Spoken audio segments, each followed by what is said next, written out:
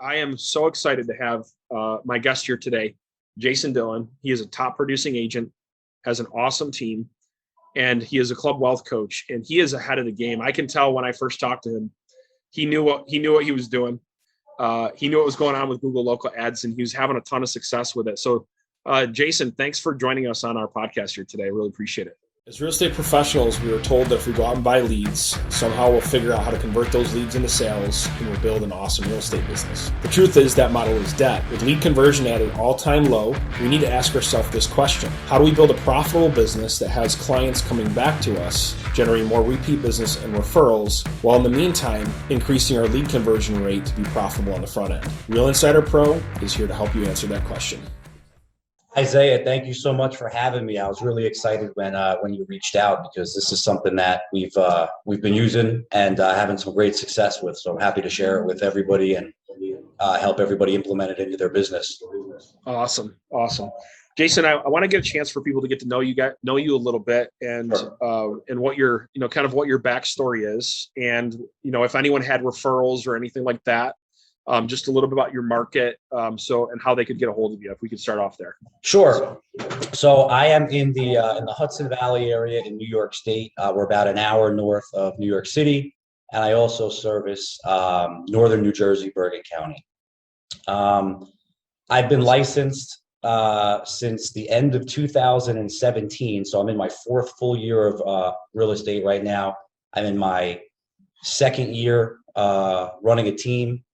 And I joined Club Wealth in 2019, and that's really where I started to see a lot of my business grow, implementing a lot of the fantastic things that I've learned through Club Wealth, and people like yourself who share some great learning opportunities and ways to implement things into your business. Yeah, I appreciate that. And let me ask you, what was your main motivation? I mean, because obviously you have success. You have success with what you're doing. What was your main motivation in checking out Google local ads? Why was it appealing to you? Why take the time to set it up, right? Because we're all busy, right? Sure. There's a little bit of work here. So why? Just give us a little bit of background on that. Yeah. So I had heard about it. I want to say I think I heard about it for the first time at a business strategy mastermind with Club Wealth in November, and didn't really know much about it. Started looking into it a little bit, yeah. And almost with anything, kind of like the stock market. Like if you get in once, everybody knows about it, you're kind of too late. So there really wasn't any saturation in the market. And actually, when I checked into it, there was not a single agent in my market utilizing it. So I really just jumped into it. I do use YLopo, so they helped me with a lot of the integration. Awesome. And they're a great company. I mean, we're just hitting the ball out of the park with this. I mean, if you think about it, if you go anywhere, if you do anything, if you're like, well, hey, I'm going to a town, I'm going on vacation, what do I do? Most people go to Google. You look up a restaurant to go to, or you look up a place to go hang out, something to do with the family. So when somebody looks something up, Google's, I mean, I don't know if I could name a person in the entire world that doesn't know what Google is, or that hasn't used it. And so just with that too, when somebody's going to look up for a realtor in a certain market, if you pop up, and especially, to your point before about reviews and SEO, if you're all over the place and they see your name everywhere with tons of reviews, they're gonna be like, man, this is the guy that I got to talk to, and this guy's so we've been doing well with that. That's awesome. What is, so you, after you got set up, walk us through what kind of, just some idea, if you don't mind sharing, like what the success it's done, what success you've had, I guess, with it.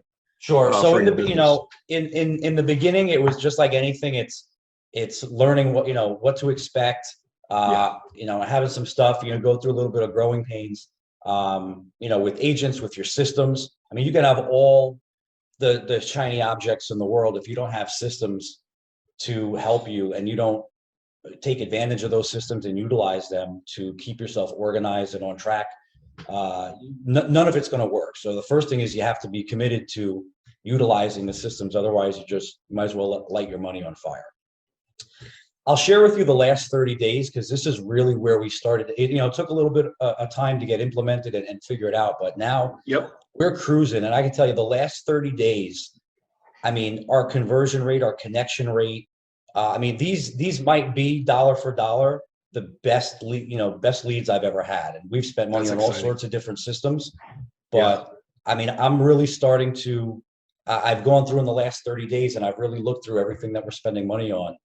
And I'm taking money out of different places and I'm just funneling more money to this because it's really just the conversion and connection rate now that we have it dialed in is through the roof. So just to share a little bit about that, I mean, in the last 30 days, we've gotten, and I upped our ad spend 2 days ago. So this is with a lower ad spend.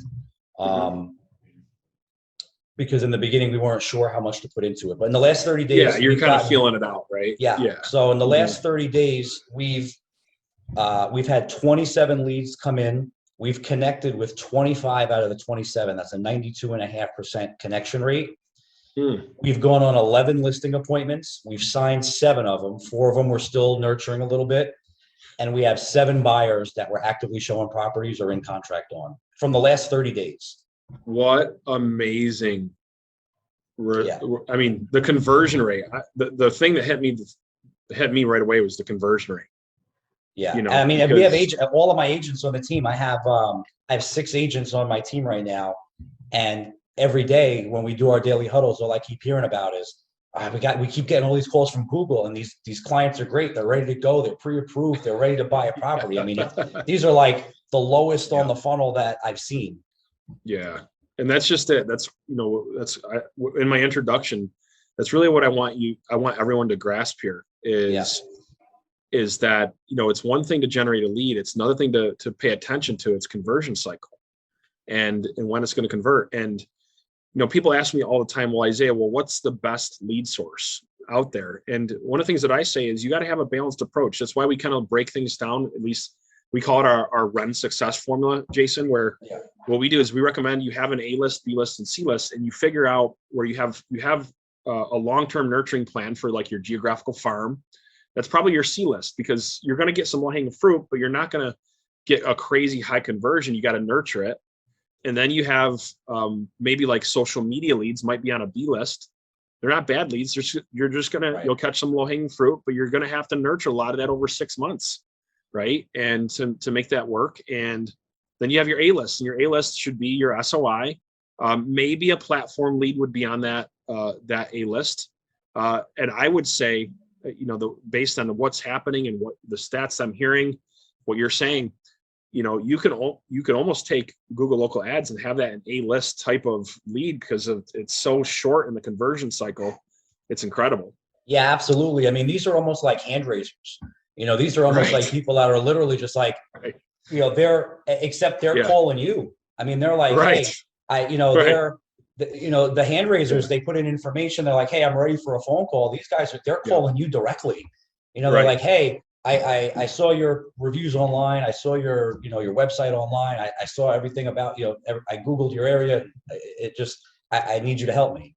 And it's insane. I can't even explain how, like, I'm wrapping my head around the conversion and the way that these leads are coming in. Yeah, that's awesome. How many of them are buyers versus sellers roughly? Well, I mean, out of the 25 that we connected with, 11 of them, we went on listing appointments. 7 of them were actively, they're buyers that some of those listing appointments were duplicate. They were buyers that also had to sell. That's awesome. Man, I mean, I say they're actually more, they seem to be more listing heavy right now in the last 30 days. Or both. Folks, they either need to list their house and move out of area, and then we have a referral opportunity, or they need to do both. They're upsizing or they're downsizing, whatever the case may be. I actually, after listing agent boot camp a couple weeks ago, on the way back, we were stopped for lunch, and I got a phone call through Google LSA from an agent in South Jersey that was looking for a referral agent to list a property up here. She called me. She's like, hey, she called me directly through LSA. She's like, hey, I saw your reviews online. I have a client that needs to sell a property. And I came across your name, and I got a referral through LSA from another agent. You know what? I think that's one of those intangibles, right? Is that when you optimize your profile and then you are using Google LSA, you're going to get more freaking referrals too, because right? Yeah, I mean, 100%. that's awesome. I didn't even think about that as being. I didn't either until it happened. Right? You're like, wow, that's awesome. Yeah. What do you like? So we have this very much mapped out, and we have some follow-up materials for our clients if you want to know the exact details. But I still want Jason to on a high level at least talk about some of the things he's done to make sure he ranks properly, because you can't just get signed up and not do anything. You got to get reviews. You got to, you got to put some hustle into it, right? You got to make it work. Yep. So what are some of the things that you did, Jason, to optimize your business page? I know reviews is part of that. If you could speak to that, to rank higher so you get more calls. So a couple of things. So the way that the Google LSA, platform works is if, everybody wants to put their business hours, and I'm a firm believer in protecting your time, protecting your schedule. And, if I'm going to be with my family, I don't want to take a call. However, Google LSA doesn't recognize that, right? So if you put your business hours from 9 a.m. to 6 p.m. and a Google LSA opportunity comes in at 6:01, you're out, right? You have to be open. They're not even going to give you the call. On Google, right? So I sit down and I go over with my, with the agents on my team. I have agents on my team that they're like, listen, if my phone rings at 10:30 at night and I'm awake and I want to take it, I'll take it. So our posted business hours on Google are 24 hours, because somebody's not going to call at 2:30 in the morning, right? And if they do, it'll go to voicemail, and we have an inbox voicemail for that. But you got to be in to have an opportunity. So our Google hours are not like what we would say, like, I'm not going to grab a call at 11 o'clock at night, but I have agents on my team that will, and that's what they're for. Right. So your availability on your business hours have to be, what you want to receive a call at. Also, make sure your profile is fully set up, your location, your office location. Where you show up is going to be based on your reviews, your review rating, and also how many reviews that you have. And it does randomize a little bit, so right now there are a handful of agents in my market that are all utilizing it. Coincidentally, typically when you look at my market, we actually have a handful of agents in my market that are Club Wealth members, and they happen to all rank the highest. I'm sure that's a coincidence. And or maybe first mover advantage too, right? Like they might have gotten in there all around the same time because Club Wealth was and because we were talking about it earlier, talking about before anybody else, Absolutely. And that's, I think that's what I do love about Club Wealth. Just a little bit of a side note here. Why I'm a huge fan of Club Wealth is, you guys are just awesome you're always innovating. You guys function on such a high level because you're very much about growing teams and building a team. So you're at the forefront of everything that's happening in the industry. And so it doesn't surprise me, that's how it worked out, so. Yeah. So it does randomize, like no matter what I have, I could have the best overall package on what I need to optimize. Number one, I'm still going to sometimes be number two, number three, but I'm always going to be up there in the mix. But as long as you're in that top three, you're really kind of fine, because you're highlighted if you're in the top three. And then somebody's going to see, oh, well, this person has 20 reviews. This person's got 80 reviews, and they got a little bit of a higher rating. So even though they didn't show up first, they're still in that top three. They still might call you anyway. And the reviews are huge. So what we did was we ran a contest with our team. And, I gave the template, and I told everybody on the team, because Google's smarter than all of us when it comes to this stuff, right? We're not going to outsmart Google. That we want to fall high in the rankings, but we want it to be authentic, right? I don't want agents going on there. If I have a new agent on the team, I don't want to see reviews from that agent, 20 reviews of how they help somebody buy a house, because we know that's not true. Right. And in today's day and age, you'll get a bitter agent or somebody else in your market that they'll report you because they know that agent just joined your team. They just got their license 2 weeks ago. There's no way they could have closed the deal. Nonetheless, 20, and then Google shuts you down. So I told, agents, I said, hey, if you're new to the team, I still like you to participate in the contest, but go to your sphere, go to your circle of people and have them speak on your personal character, right? Your work ethic, your integrity. And we ran a contest. We did a 5-day contest. When we first started the contest, actually, we were on a Clubhouse call of, a few days ago. I think it was like the first or second day I actually had this contest running. And I had started with 32 reviews when I started the contest. The contest ended yesterday. We had 88 reviews in 5 days. So, That's awesome. That's massive. Yeah, and we're just going to keep it going. It's part of our onboarding process. When we bring on a brand new agent, we ask them to go out there, same thing. We give them the template. And part of the reviews is we make sure that they specifically mention the Jason Dillon home team word for word, because that's going to help with the SEO and the optimization, the optimization of when people are searching. We want those keywords in there, so we want their name mentioned. We want the team's name mentioned, and some of those trigger words, customer service, integrity, hardworking, all those types of things that are going to look favorable for us when people are looking at reviews. That's awesome. Have you used any other strategies, or is that primarily that's an awesome strategy. Is any other strategy you use to get reviews?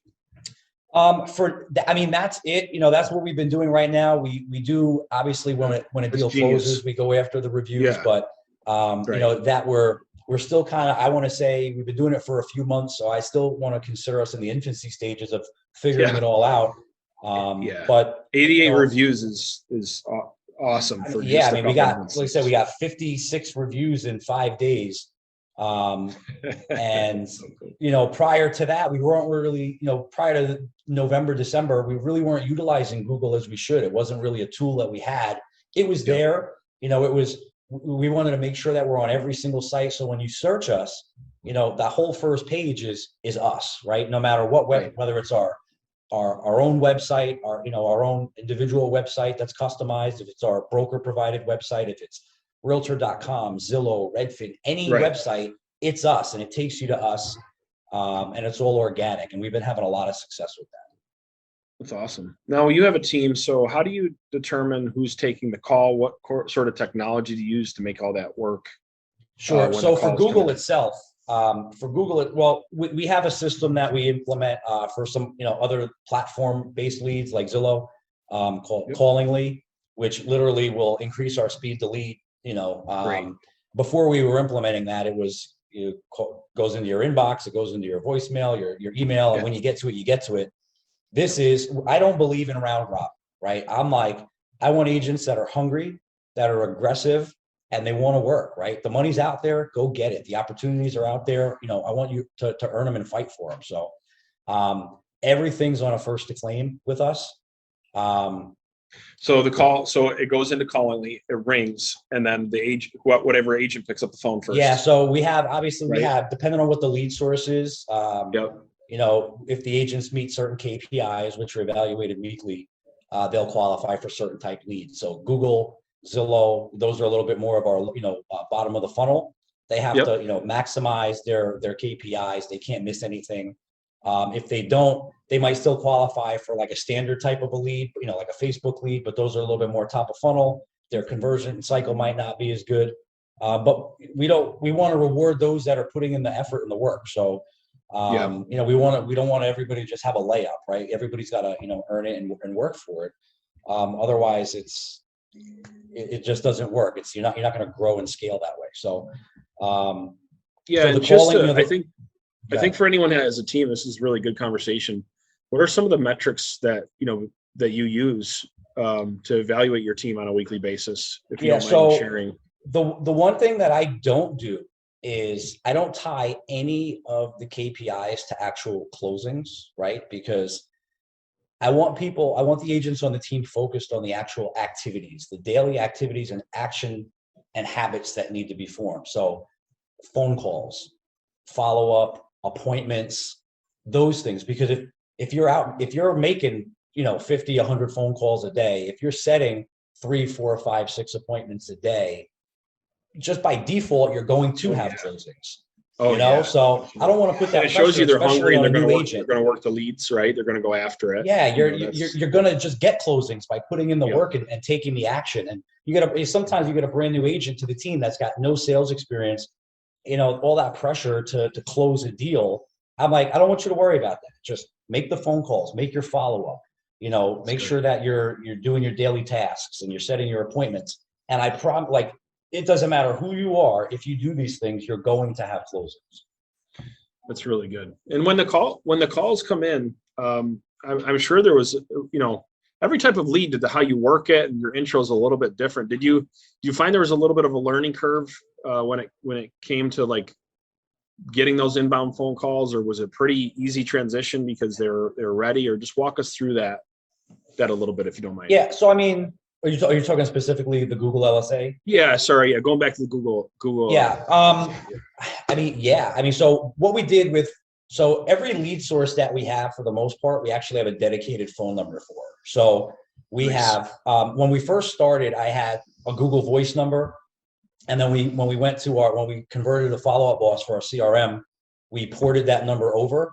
So now all of our yard sign and our Google number is a particular number. So each agent, I say, save this number. If you get a call from here, it's from a yard sign. If you get a call from here, it's Google. If you get a call from here, it's Zillow.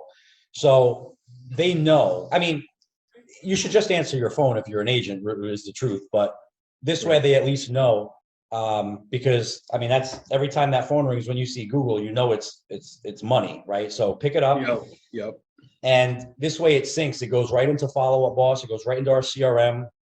We have some other companies that we've worked with to help our integration and our back end stuff, to make sure that when a call or a lead comes in from a certain platform, the right action plan is set up, the right tags, the right tasks are automatically created. So there's some automation to it, because at the end of the day, listen, nobody wakes up in the morning and says, I want to make 50 to 100 phone calls a day. Like, it's not like something that people enjoy doing, but they enjoy the results, right? They enjoy the making a $5, $7, $10,000 commission check from it. Absolutely. So it just has to be part of your daily routine, and daily.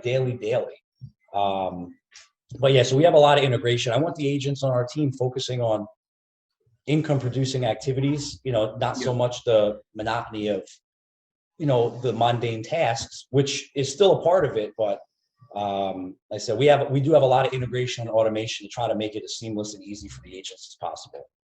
That's great. And it seems based on the conversion rate that the conversations are not too tough, like that they're warm enough where you can ask a couple qualifying questions, like you normally would before you go out on an appointment.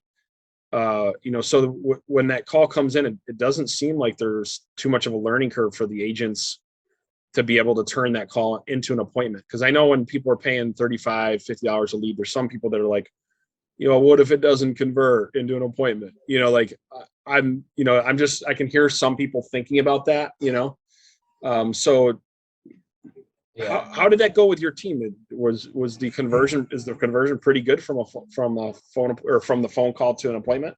I mean, yeah, like I said, certain more of your bottom of the funnel leads do have a better conversion rate just normally, but it's really all mindset. It really is such a mindset thing. And, I'm a big believer in having that positive energy and having a good mindset, having that mind. Like, I can have agents in my market that people would say, oh, well, that's your competition. I'm still going to help them because there's so much opportunity, and I'm not worried about, they're going to be my competition either way. If I can help them, make us overall as real estate agents and realtors, look better, it shines a better light on us overall, for the whole outside world community looking in.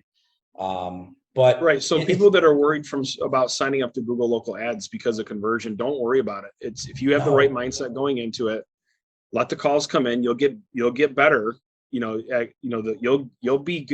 They're so warm. It's worth going through whatever learning curve it is, and don't worry about $35 to $50 a lead, because they're so good. And the more of them you take, you'll get the rhythm of it, of what to say when the call comes in. So all that will work itself out. The reason why I asked that, Jason, is I actually did a mastermind right before this, and that was a big question. Is like, okay, if I'm going to pay 35, 50 or whatever the number is per appointment, how do I know, or per phone call, how do I know it's going to, I can convert, and how much money am I having to spend? So I'm glad you shared your stats with us. Yeah. I mean, listen, if for these types of leads, I'd pay double what I'm paying for them. Honestly, Thank you. Like they're That's so what good. I was hoping. Yes. You sit there and think about like how much, everybody's market's different. Everybody's average price point or price point that they work is different. But I mean, our average price point in our market's about $320,000 right now. So, I mean, if you think about that, I mean, you're making $6,000 to $9,000 commission on a deal. You're worried about paying $25 to $35 for those leads. So they're not all going to convert, but the majority of these leads are.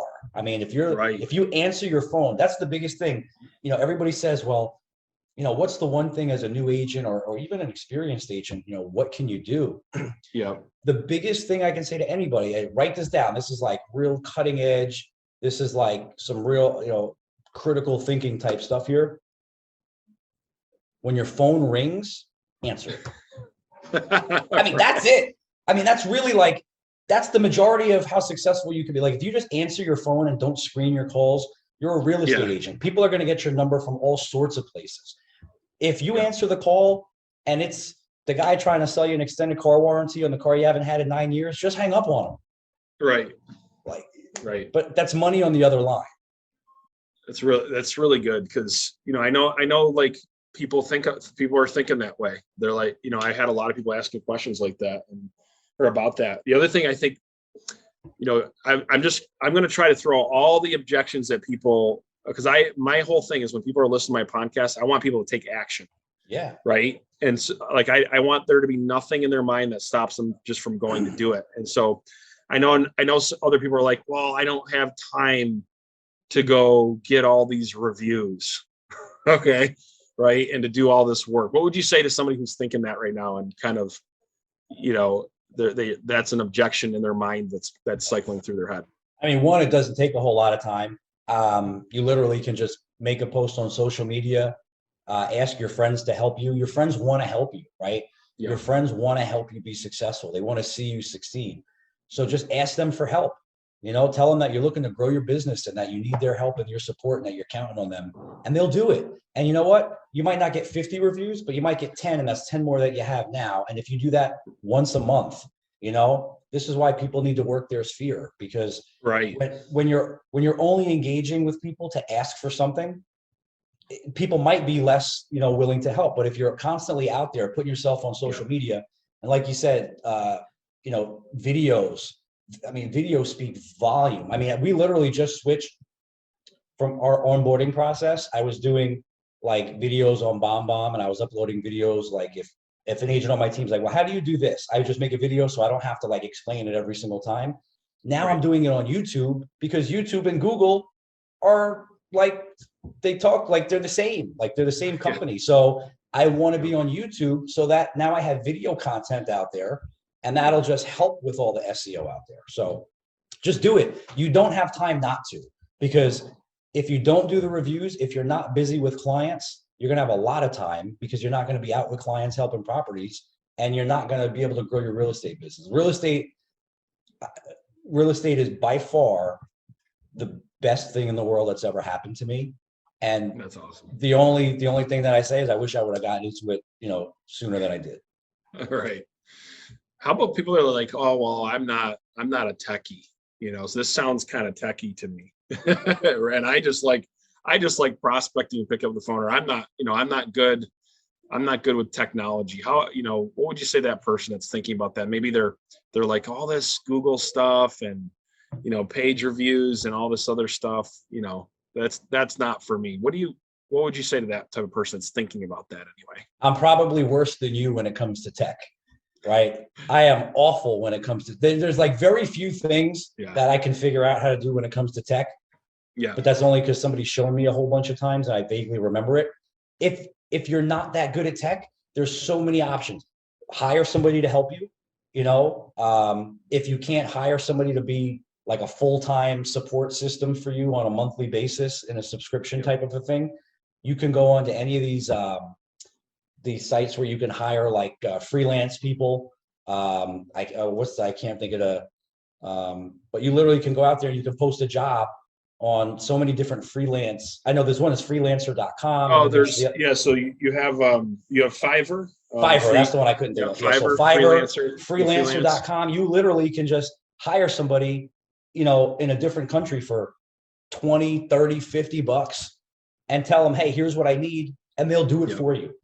Like, that's right. If you hire somebody to do the things you're not good at, because this way you can focus your time on the things that you're good at. Like, I don't like spending time on things I'm not good at. I hire somebody to do those things. I focus on the things that I'm good at and try to get better at those and grow and scale those things. Yeah, I think one of the limitations we have when we get into business is we think we have to be good at everything, right?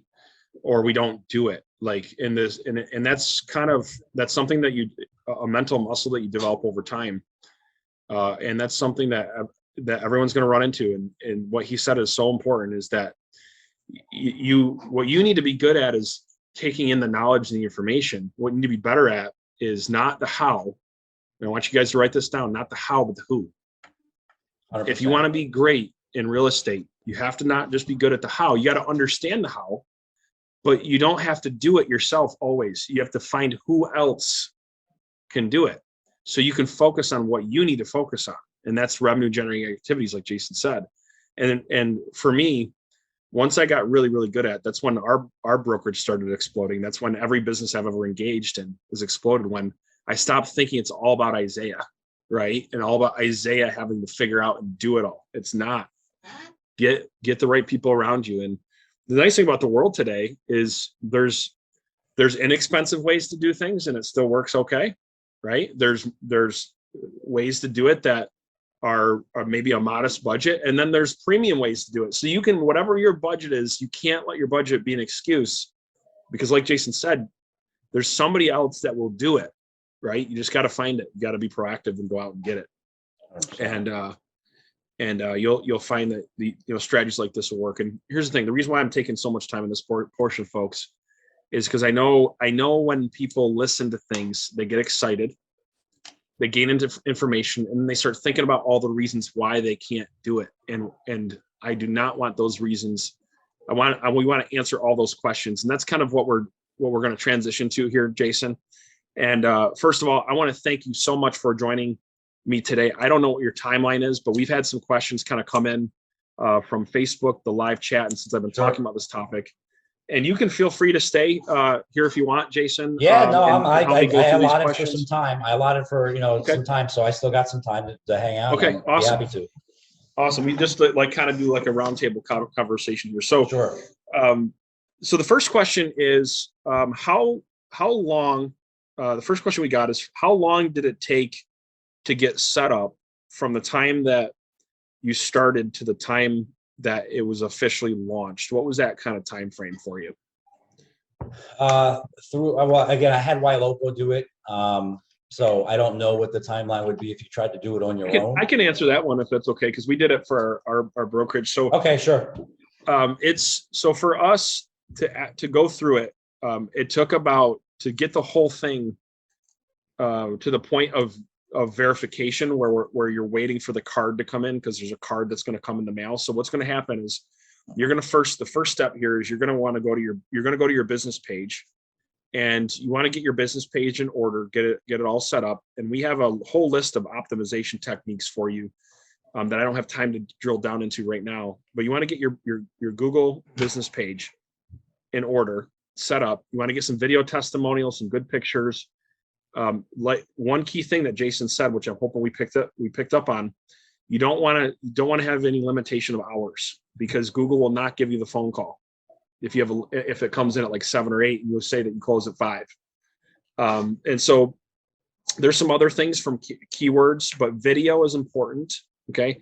Anytime you can associate video testimonials with your business page, that is a very big deal to Google, because like Jason said, YouTube is a part of that. Okay. So here's the thing. The important thing is to get it set up. So there's some advanced things you can do that I'm going with you, but just get it set up. If you focus on it, getting it set up. You can probably hammer it out in about 4 hours or so to get it all optimized. And that's some of the kind of like the advanced part. And then from there, what you're going to want to do is get registered to Google Local Ads. And then there is a screening process. Don't get nervous. They're going to ask you for your social security. Okay. I believe they did that for you, Jason, when you were getting it set up, right? They did. Yep. And it's not a scam. It's Google. They want to make sure you're legit. Okay. So they're asking you for your social security. They're going to ask you, they're going to screen you. They're going to ask you for your license. They're going to ask you if you have some insurance, if you haven't, what your insurance is. If you don't have insurance, you should contact your broker. They'll accept that usually. Okay. So they're going to kind of have you go through that process. So it is a little bit of work, but after a couple of days, then from there, you just got to wait for the card. There's a card, and it's very important. You're going to want to look in the mail because there's a card that they're going to send out, and you got to make sure that you get that card from Google and verify that it's you. Okay. So that's a very, very important part. I'm going to give everybody a little bit of a trick or strategy here that works really well. If you have a big area that you reach out to, is that you can do it where you can register the office that you're from, but also if you work out of your home, okay, you can also register your home as well as part of an area that you do business, because what Google does is they have about a 30-mile radius. And if for whatever reason your radius is larger than 30 miles that you do business in, or maybe you want to catch a different part of your city, then you want to find another place that you can register to that you do business from. And then you'll also, when people are typing in search, it's called hyper local marketing. When they type in search, you'll show up there as well. So the more locations that you have, okay, the more you'll show up. So, but if you wanted to start with one area, it's going to take you kind of a couple days, and you're going to be on a waiting period for a week or so till that card comes in to be fully activated. Then you'll be up and running. So hopefully that answers your question. Anything you want to add to that, Jason? Yeah, I mean, it again, just through YLopo doing it, it took, I would say it felt like less than a week, but maybe about that time. About a week. And once you're verified, you're up and running, and it was relatively quick and painless. That's good. What budget? Next question is what budget do you recommend starting out with when it comes to running Google Local Ads? Is there a recommended budget? And I have a couple comments there, but it's really going to depend on where you are in your business, without looking at like your P&L and kind of seeing what your marketing budget is. I'd be irresponsible to just throw out a number, because what's good for me, is not going to be what's good for you or some different agents. But I mean, just start small, start with, if you want to start with, $50 a week, $100 a week, just to kind of see. Obviously, the less you spend, the less opportunity you're going to get. But just to get up and running, just start something. You can always change it. You can up your spend and down your spend anytime, right? You can turn it off. Very good point. So very good point. I started, I think like $150 a week to start. And I think that was like supposed to be like 3 to 5 leads a week or something like that. And then as I started seeing success, I started, wow, this is great. I started dialing down some other spending and increase the spend for Google, and actually, which we won't get into all the logistics, but find yourself a lender partner that you can partner up with, that you can have them pay up to 50%, make sure you're RESPA compliant, but that you can have them pay for up to half your spending, and that's a good way to double your budget. So if you only can afford $1,000 a month, out of your pocket, see if you can get a lender to give you another, $1,000 a month. Then you have a $2,000. That's a great idea. Yeah. Help get it co-opt, right? Yeah, for sure. That's really good. I would say, anytime you're doing any kind of marketing in your budget, my rule of thumb is spend as much as you possibly can afford to within your budget. Now with that, anytime you're doing something new, you might want to Jason's point, you might want to budget a little bit lower just to kind of feel it out, depending on where you're at in your business. But the rule with marketing is as much as you possibly can is what you should be spending.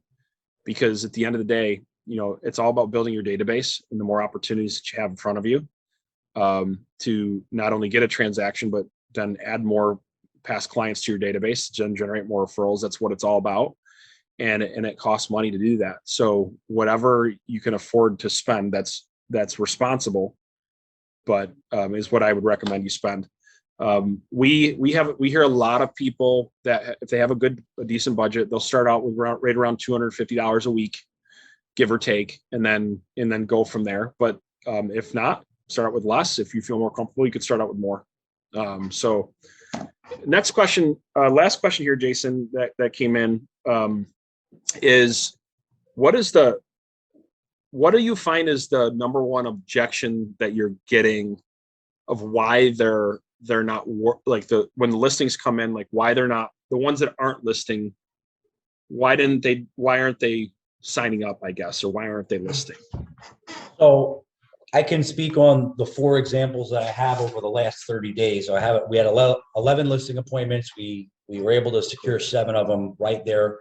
And then the other 4, one of them was realistically, her original plan was she was a year away from selling, but heard the market's crazy. And now she just wants to decide if she wants to leave her grandson now or in a year. Like a lot of them are just like personal reasons, logistical stuff, not because they're not ready. One of them, is going to sign probably in the next 2 weeks. They're just getting their house ready. And one of the parents was borderline dementia. So like they needed to sit down and go over it. I mean, these are all 4 of these that were not signed are going to be signed within the next 2 to 3 weeks, 100%.